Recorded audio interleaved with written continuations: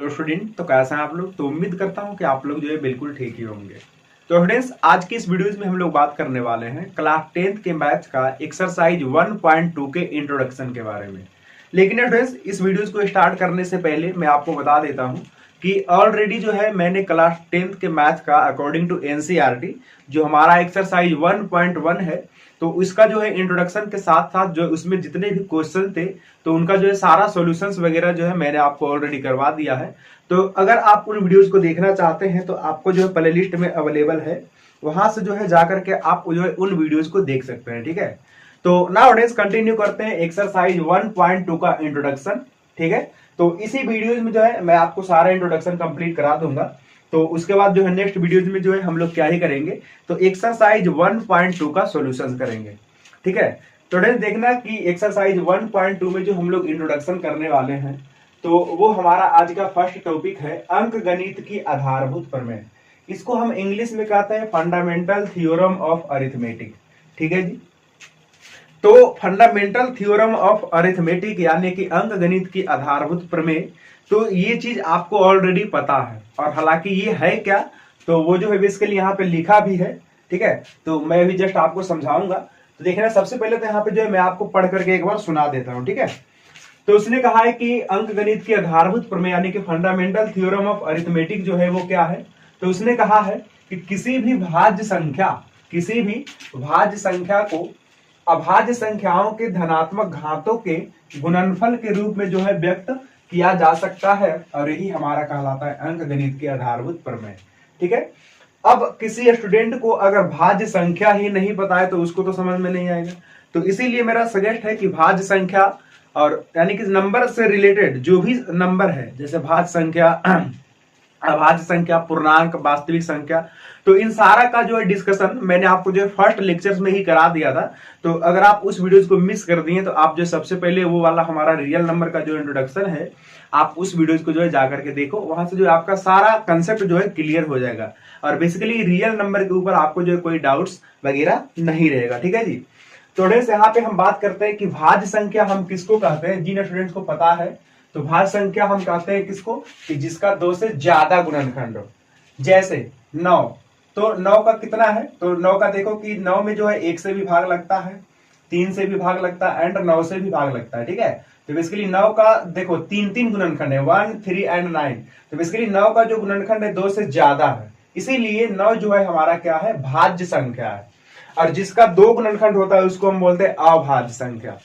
2 गुणनखंड, ठीक है, एक तो 1 एंड वह संख्या स्वयं। तो इन सब सारा चीज का जो है डिस्कशन मैं आपको ऑलरेडी करवाया हूं।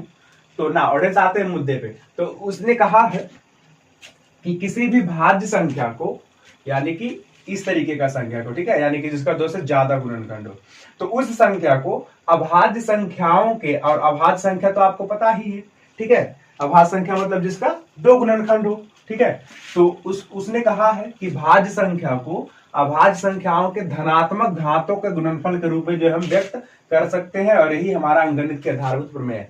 यहाँ पे जब मैं आपको एक एग्जांपल कराऊंगा तो आपका जो है सारा कंसेप्ट क्लियर हो जाएगा और आपको समझ में आ जाएगा कि ये जो है हमारा अंकगणित का आधारभूत प्रमेय है, ये क्या है। ठीक है, तो अभी जो है फिलहाल आप एग्जाम्पल देखो। मान लेते हैं कि हमारे पास कोई एक भाज्य संख्या है 330, कितना है, 330, और ये भाज्य संख्या है क्योंकि इसका जो गुणनखंड है वो 2 से ज्यादा है, इसीलिए भाज्य संख्या है। तो उसने कहा है कि भाज्य संख्या को जो है हम अभाज्य संख्याओं के यानी कि प्राइम नंबर उसको हम कहते हैं, तो उसके जो धनात्मक घातों के गुणनफल के रूप में जो हम व्यक्त कर सकते हैं। देखना, तो आपको जो है अभाज्य गुणनखंड आता होगा, है ना, अभाज्य गुणनखंड तो आता ही होगा।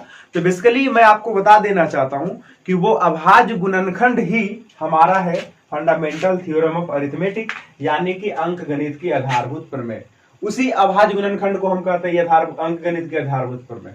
चेक करो, यानी कि 330 का हम क्या करते हैं, तो अभाज्य गुणनखंड निकाल लेते हैं। देखो जरा ध्यान से, तो 330 का जो हमारा अभाज्य गुणनखंड होगा वो कितना होगा, पहले इसमें हम 2 से लगाएंगे तो कितना आएगा, 2 एकम 2, यहाँ पे 1, 2 छक 12, 1 2 पचे 10। ठीक है जी, उसके बाद क्या करेंगे, फिर 2 से तो लग नहीं सकता इसमें, तो 3 से लगेगा, है ना, 6 5 11 1 12, 3 से लगेगा तो कितना हो गया, 3 पचे 15 और 1 3 पचे 15। उसके बाद देखो हम कितना से लगाएं, तो उसके बाद जो है 5 से लगा लेते हैं, तो 11 पचे 55। ठीक है जी। तो बेसिकली इस 330 को हम कितना लिख सकते हैं, तो इस 330 को लिख सकते हैं 2 गुने 3 गुने एंड 5 गुने 11। ठीक है। और अब मुझे बताओ कि ये जो 330 है ये कैसी संख्या है, तो ये हमारा भाज्य संख्या है। बट इसको जब मैंने अभाज्य गुणनखंड करा तो अभाज्य गुणनखंड में जो भी संख्याएं आ रही है तो वो सारे के सारे चेक कर लो अभाज्य संख्या है। कैसी संख्या है, अभाज्य संख्या है। सब के सब आपको अभाज्य संख्या मिलेगा हर एक बार। ठीक है जी। तो यानी कि ये वही बता रहा है, चेक करो कि किसी भी भाज्य संख्या को जो है आप अभाज्य संख्याओं के धनात्मक घातों के गुणनफल के रूप में जो है व्यक्त कर सकते हैं। देखो ये जो हमारा भाज्य संख्या था तो इसको जो हमने क्या करा कि अभाज्य संख्याओं के धनात्मक घात, यानी किसका जो पावर है वो प्लस में चेक कर लो। ठीक है, माइनस में तो हो ही नहीं सकता है। तो अभाज्य संख्याओं के धनात्मक घातों के गुणनफल के रूप में जो है हम क्या कर रहे हैं, तो व्यक्त कर रहे हैं। तो ये बेसिकली जब जब जब हमारे पास भाज्य संख्या रहेगा तब तब हम उसको जो है अभाज्य संख्याओं के धनात्मक घातों के गुणनफल के रूप में व्यक्त कर सकते हैं। और यही हमारा क्या है, अंक गणित की आधारभूत प्रमेय। और ये तो आप बचपन से करते आए हो, लेकिन भले वो आपको पता नहीं था, होगा तो अच्छी बात है, मैं ये नहीं कर रहा हूं, लेकिन यहाँ पे अब आपको पता चला अच्छे तरीके से।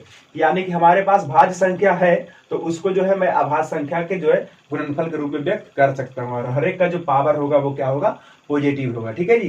तो यानी कि यहाँ से आपको एक कंक्लूजन जो है पता चल रहा होगा कि अच्छा भाज्य संख्या को हम अभाज्य संख्या के गुणनफल के रूप में लिख सकते हैं। तो यानी कि फाइनली अगर अभाज्य संख्या को गुना करेंगे जैसे 2 into 3, तो दोनों के दोनों क्या है, अभाज्य संख्या है बिल्कुल। तो अगर मैं इसको गुना करूंगा तो क्या आता है 6, यानी कि 6 क्या हो जाएगा, हमारा भाज्य संख्या हो जाएगा।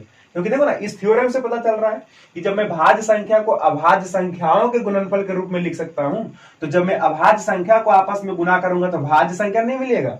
बिल्कुल। तो ये चीज मैं आपको लिखाऊंगा अभी। तो फिलहाल तो ये मुझे जो है आपको समझाना था, और यही चीज क्या कहलाता है हमारा, तो अंक गणित की आधारभूत प्रमेय कहलाता है। देखो सिंपल है, क्योंकि ये सब चीजें जो है आपको पढ़ा हुआ है, बट इसको जो है समझाना जरूरी है। ठीक है, ऐसा नहीं है कि इसको जो हम इग्नोर कर सकते हैं।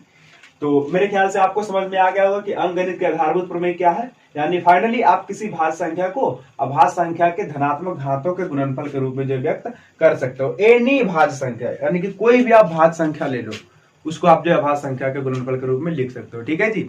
तो अब फिर जो है अब हम आगे बढ़ते हैं और उसके बाद हम लोग डिस्कस करते हैं, और यही कहलाता है अभाज्य गुणनखंड। ठीक है, आपको तो पता है ही। तो नाउ डेज अब हम लोग जो है डिस्कस करते हैं कि दो संख्याओं का HCF एंड LCM क्या होता है। हालांकि बचपन में आपने पढ़ा होगा, बट यहाँ पे HCF और LCM जो हम निकालेंगे वो अभाज्य गुणनखंड से निकालेंगे। कौन विधि से, अभाज्य गुणनखंड विधि से। ठीक है जी।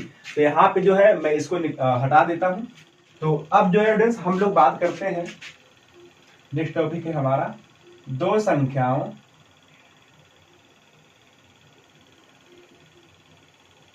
A, B। ठीक है, मान लेते हैं कि दो संख्या है A, B का HCF एंड LCM। तो इन दोनों के जो है बारे में हम लोग बात करते हैं, मासा एंड लासा। ठीक है, ओके जी। तो देखना, ध्यान से देखना, लिखाने का तो जो है आपको डेफिनेशन वगैरह एनसीईआरटी बुक में और बहुत सारे बुक में लिखे हुआ जो है रहता है, बट यहाँ पे जो है मैं आपको क्या करता हूँ, डायरेक्ट जो है समझा देता हूँ। ठीक है, तो ध्यान से देखते रहना। अगर हमारे पास दो संख्या है A और B, तो सबसे पहले हम डिस्कस करते हैं कि इसका जो HCF होगा वो हम कैसे निकालेंगे। किसका, A और B का HCF। समझ में आ रहा है। तो A और B का जो HCF होगा वो हम कैसे निकालेंगे। ठीक है, बेसिकली इसको इस तरीके से लिखना था मुझे, HCF A, B का। तो इसको जो है हम निकालेंगे कैसे, तो ध्यान से सुनते रहो।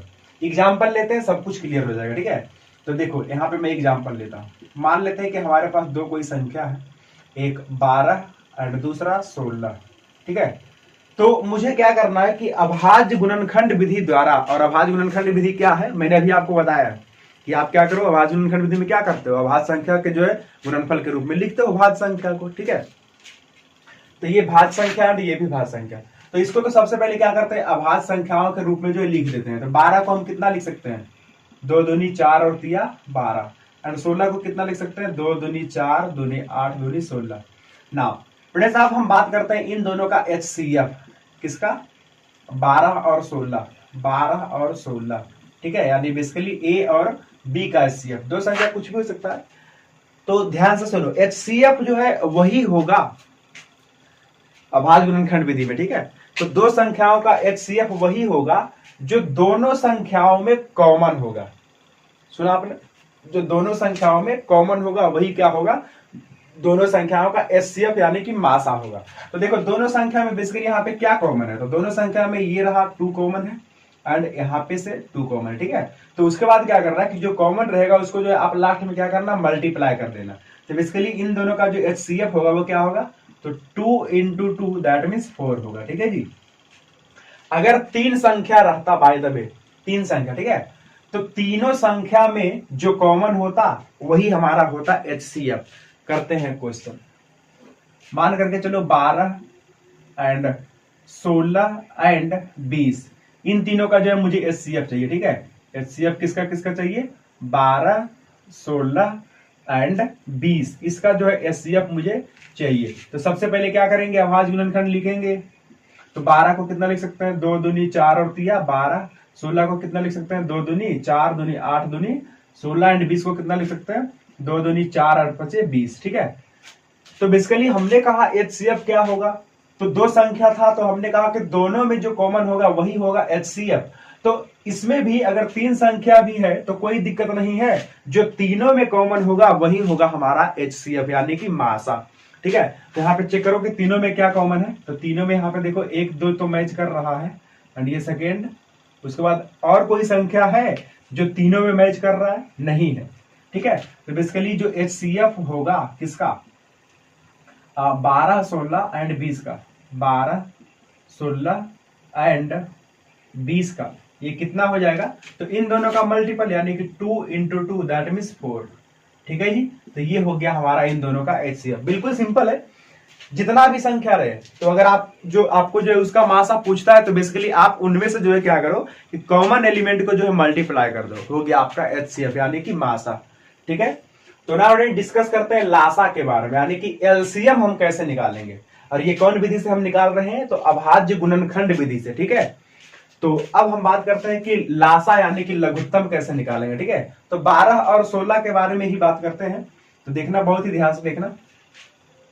यहाँ पे हम बात करते हैं LCM, HCF तो हमारा हो गया है ना, कहीं पे कोई दिक्कत नहीं होना चाहिए। तो यही दोनों क्वेश्चन रहेगा हमारा, बट निकालेंगे अब की बार कौन चीज, तो LCM निकालेंगे, ठीक है जी। LCM निकालेंगे, तो देखते रहो बिल्कुल ध्यान से, पहले इस क्वेश्चन पे आ जाओ। तो यहाँ पे जो बेसिकली है हमारा, देखो मुझे चाहिए LCM किसका, 12 और 16 का, ठीक है। तो LCM होता क्या है, तो सबसे पहले तो आप अभाज्य गुणनखंड करोगे ही करोगे, क्योंकि अभाज्य गुणनखंड विधि से जो है जरा आप क्या कर रहे हो, निकाल ही रहे हो। तो 12 को हम कितना लिख सकते हैं, 2 दूनी 4 और 3 12। 16 को कितना लिख सकते हैं, 2 दूनी 4 दूनी 8 एंड दूनी 16, ठीक है जी। तो अब आप क्या करना है, LCM निकालने के लिए ध्यान से सुनो, LCM 12 एंड 16 का कितना होगा, तो ध्यान से सुनो। मासा में क्या करते थे कि जो दोनों में कॉमन एलिमेंट होता था उसको सिर्फ लिखते थे, बट LCM यानी कि लासा में क्या करना है, तो ध्यान से सुनो कि जो दोनों में कॉमन एलिमेंट है उसको लिखो। तो बेसिकली कॉमन एलिमेंट क्या है, ये रहा, ठीक है जी।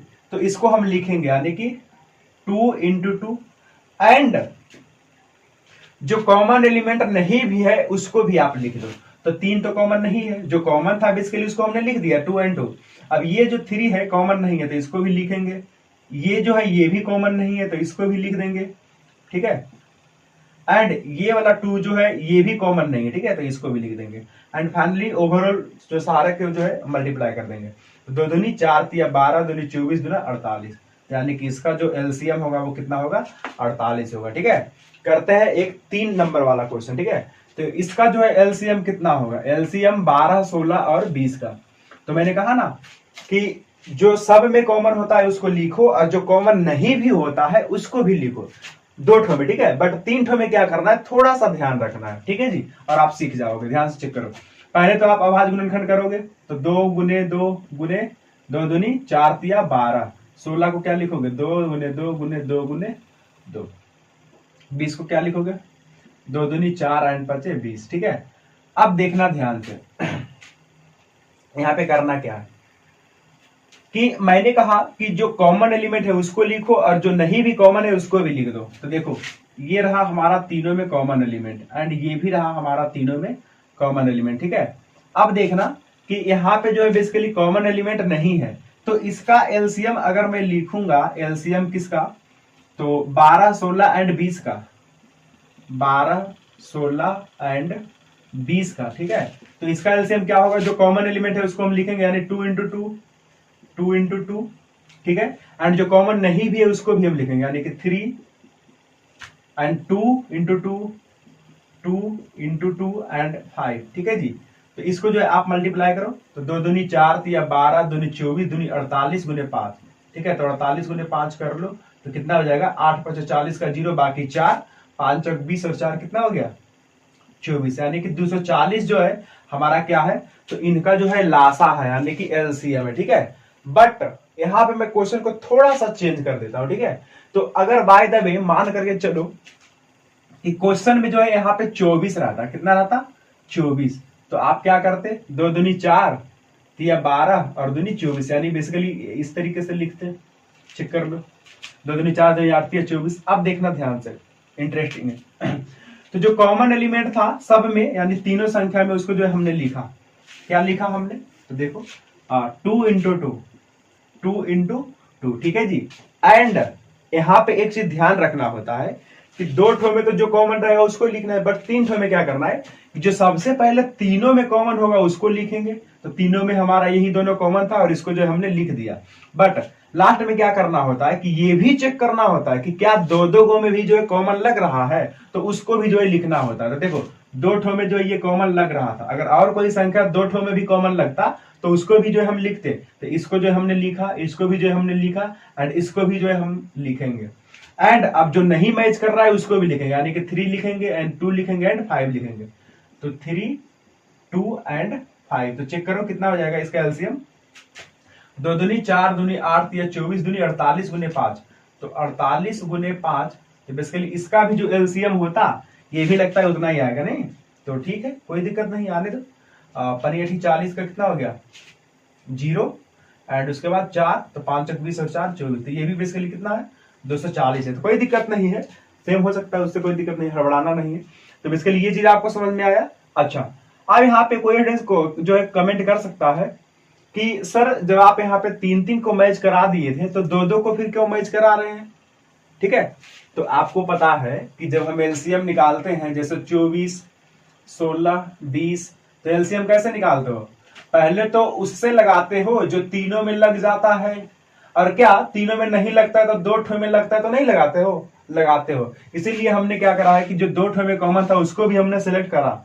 समझ में आ रहा है आपको, क्योंकि आप ऐसा करते हो 2 ठो में भी लगता है तो एलसीएम लगाने के लिए वो लगाते हो कि नहीं, तो इसीलिए हमने जो है यहाँ पे वो चीज करा है, ठीक है जी। तो ठीक है, ये आपको जो समझ में आ गया होगा कि 2 संख्याओं का जो है एचसीएफ एंड एलसीएम कैसे निकालते हैं। तो 2 का नहीं, बेसिकली यहाँ पे जो मैंने सबका सिखा दिया है कि कोई सा भी रहेगा तो आप जो है निकाल लोगे उसका एलसीएम एंड एचसीएफ, और वो भी अभाज्य गुणनखंड विधि से। एक बार मैं फिर से बोल देता हूं कि मासा क्या होता है, तो मासा जो है जो दोनों संख्याओं में कॉमन एलिमेंट होता है वही होता है, उसको आप गुना कर दो वो हो जाएगा आपका मासा। बट लघुत्तम यानी कि लासा क्या होता है, तो 2 संख्या में क्या होता है, 2 संख्या रहेगा तब कि जो कॉमन एलिमेंट रहेगा उसको लिख दो एंड जो कॉमन नहीं भी है उसको भी मल्टीप्लाई कर दो, ठीक है जी। तो वो हो जाएगा आपका लघुत्तम। 3 संख्या रहेगा तो क्या ध्यान देना है, 3 से ज्यादा भी रहेगा तो वही काम करना है कि जो सब में कॉमन एलिमेंट है उसको लिखो, और अगर 2 ठो में भी कॉमन एलिमेंट है तो उसको भी लिखो, और लास्ट में क्या करना है कि जो कॉमन एलिमेंट नहीं भी है उसको भी लिखना है, ठीक है। तो इसके लिए इसमें 3 पॉसिबिलिटी आता है कि जो सब में कॉमन है लिखो, 2 में भी कॉमन है उसको लिखो, एंड कोई भी कॉमन नहीं है तो उसको भी लिख दो, ठीक है। ओके जी, तो नाउडेज ये हमारा यहाँ तक जो है खत्म हो गया है, और इसमें जो है हम एक इंपॉर्टेंट चीज जो है डिस्कशन करते हैं, जो हमारा फॉर्मूला है इसके बारे में हम जो है डिस्कस करते हैं। तो फॉर्मूला क्या है ध्यान से चेक करो, इसमें जो मैं फॉर्मूला भी बताने जा रहा हूँ ये यूज भी होगा, और इसके बेस्ट जो है क्वेश्चन आते हैं एग्जाम में, ठीक है। तो इस पे जो बेस्ट क्वेश्चन आते हैं वो फॉर्मूला है क्या, तो क्वेश्चन करेंगे उसके बाद उसको हम लिखेंगे, ठीक है। क्वेश्चन करने के बाद हम लिखेंगे, देखना ध्यान से। तो मैं आपको एक क्वेश्चन दे रहा हूं कि आप जो है एलसीएम एंड एचसीएफ यानी कि मासा और लासा, लासा और मासा, जो है निकालो किसका किसका, तो 20 एंड 10 का। ठीक है, बड़ा सिंपल क्वेश्चन है। तो इसका जो है मासा और लासा निकालो अभाज्य गुणनखंड विधि से। ठीक है, तो निकालते हैं। तो 20 का जब मैं गुणनखंड करूंगा इस तरीके से, 10 का कितना होगा, 2 बचे 10। ठीक है, तो बेसिकली इसका जो HCF होगा, जो दोनों में कॉमन एलिमेंट होगा, तो दोनों में ये रहा कॉमन। ठीक है, तो यानी कि 2 × 5 कितना हो गया, 10। तो 10 हो गया इसका मासा। LCM कितना होगा, जो कॉमन है उसको लिखो, तो कॉमन को जो है हमने लिख दिया है, एंड जो कॉमन नहीं भी है तो उसको भी लिखेंगे, यानी कि 2 भी लिख देंगे। ठीक है जी, तो अब देखना 5 दूनी 10 दूनी कितना हो गया, 20। तो 20 क्या हो गया, लघुत्तम हो गया, 10 क्या क्या हो गया, तो महत्तम हो गया, यानी कि मासा हो गया। अब देखना यहाँ पे मैं एक चीज लिखता हूँ कि मान करके चलो कि ये कोई संख्या A है एंड ये जो है कोई संख्या B है। ठीक है, तो A B का जो हमारा HCF है, HCF यानी A B की जगह कितना, 20 10, तो 20 और 10 का जो HCF है वो कितना है, तो 10 है। ठीक है जी, एंड LCM 20 10 का कितना है, तो इन दोनों का जो LCM है वो कितना है, वो 20 है। ठीक है, और अब मैं क्या कर रहा हूं कि HCF 20 10, ठीक है जी, एंड गुने LCM 20 10। ठीक है, तो इन दोनों को मैं आपस में मल्टीप्लाई कर देता हूं। तो HCF 20 10 का कितना है, ये 10 है, एंड LCM 20 10 का कितना है, तो ये 20 है। तो इन दोनों को मैं मल्टीप्लाई करूंगा, तो ये कितना हो जाएगा, 20 दहें के 200। तो ये 200 के इक्वल आया, इसको ध्यान दो।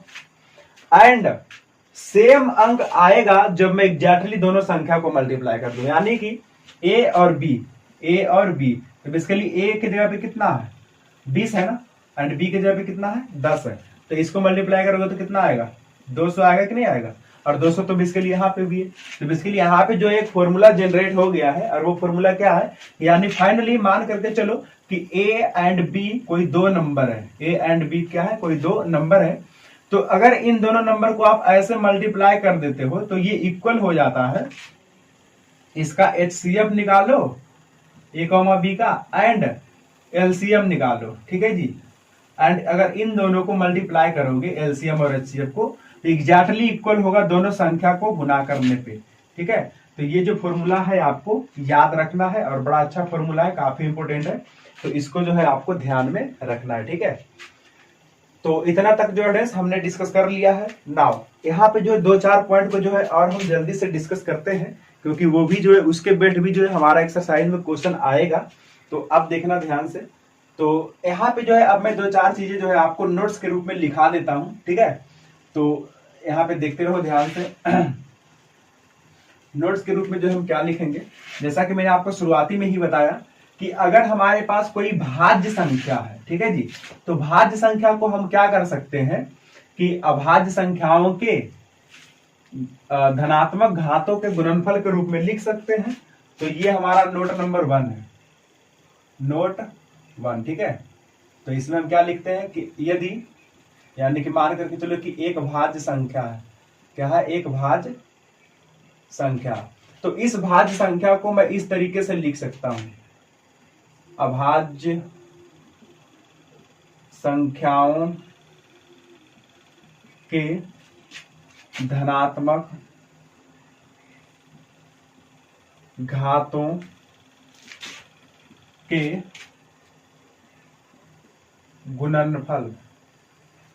गुणनफल के रूप में। ठीक है, तो ये वही चीज है। तो इसको जो है आपको हमेशा याद रखना है कि मैंने आपको बताया है कि अगर कोई भाज्य संख्या है तो उसको हम क्या कर सकते हैं कि अभाज्य संख्या के धनात्मक घातों के गुणनफल के रूप में जो है व्यक्त कर सकते हैं, रूप में व्यक्त कर सकते हैं। ठीक है जी, तो यानी कि फाइनली ये इसको बोलते हैं हम 2 वे इम्प्लीकेशन, यानी कि ये जो हमने लिखा ये दोनों जगहों से क्या है, सही है। तो सोचो कि अगर भाज्य संख्या रहेगा तो अभाज्य संख्या के धनात्मक घातों के गुणनफल के रूप में व्यक्त कर सकते हैं, और अगर अभाज्य संख्या के धनात्मक घातों के गुणनफल के रूप में रहा, यानी कि ढेरे सारा अभाज्य संख्या रहा गुना के रूप में, तो उससे जो रिजल्टेंट मिलेगा, यानी कि उसको गुना करने के बाद जो संख्या मिलेगा वो कैसी संख्या होगी, तो वो जो हमारा होगी वो भाज्य संख्या होगी। ठीक है जी, तो इसका मतलब यही है। ये नोट नंबर 1 है, काफी इंपोर्टेंट है, इसको आप जो है ध्यान रखना। ठीक है, उसके बाद आता है दूसरा नंबर पे। दूसरा नंबर पे क्या है, ये नया चीज है, a के पावर n। अब a के पावर n क्या है, तो यहां पे मैं लिख देता हूं कि जहां a एंड n, ये जो है a और n क्या है, तो ये बिलोंग कर रहा है कैपिटल n, यानी कि नेचुरल नंबर, यानी कि प्राकृतिक संख्या। ठीक है, तो a और n क्या हो सकता है, प्राकृतिक संख्या में से कुछ भी हो सकता है। तो देखना ध्यान से कि कह रहा है कि a के पावर n का इकाई अंक, ठीक है, इकाई अंक शून्य होगा यदि a के अभाज्य गुणनखंड में, a के अभाज्य गुणनखंड में 2 एंड 5 दोनों उपस्थित हो। ठीक है जी, तो ये बेसिकली काफी ज्यादा इंपॉर्टेंट है। ठीक है, इसको मैं आपको समझाता हूं। ठीक है, उसने कहा है कि अगर a के पावर n, और a और n है क्या, तो बेसिकली a और n जो है दोनों को नेचुरल नंबर है। तो उसने कहा है कि अगर इस टाइप का कोई संख्या आपको दिखेगा, तो अगर आपको पूछ रहा है कि a के पावर n करने के बाद क्या इसका इकाई अंक शून्य होगा, तो आप क्या करना है कि a जो है, a का जो है आप सीधा सीधी अभाज्य गुणनखंड कर दो। ठीक है, और अगर अभाज्य गुणनखंड में 2 और 5 दोनों रहा, तब जो है इसका इकाई अंक शून्य होगा, अदरवाइज जो है इसका इकाई अंक शून्य नहीं होगा। ऐसा क्यों, चेक करो। अगर मैं आपसे पूछ दूं कि क्या 6 के पावर n, और n क्या है, तो n मैंने आपको कहा ना कि नेचुरल नंबर है, यहाँ पे भी नेचुरल नंबर होगा एंड यहाँ पे भी नेचुरल नंबर होगा। यहाँ पे तो बेसिकली 6 लिख ही दिया है। ठीक है, तो यहाँ पे क्या होगा, तो नेचुरल नंबर होगा। अब ध्यान से चेक करो कि n का अगर मैं कोई भी वैल्यू ले लूं उठा करके नेचुरल नंबर से, तो 6 के पावर में हम कुछ भी रख सकते हैं, 100, 200, 150 कुछ भी रख सकते हैं ना।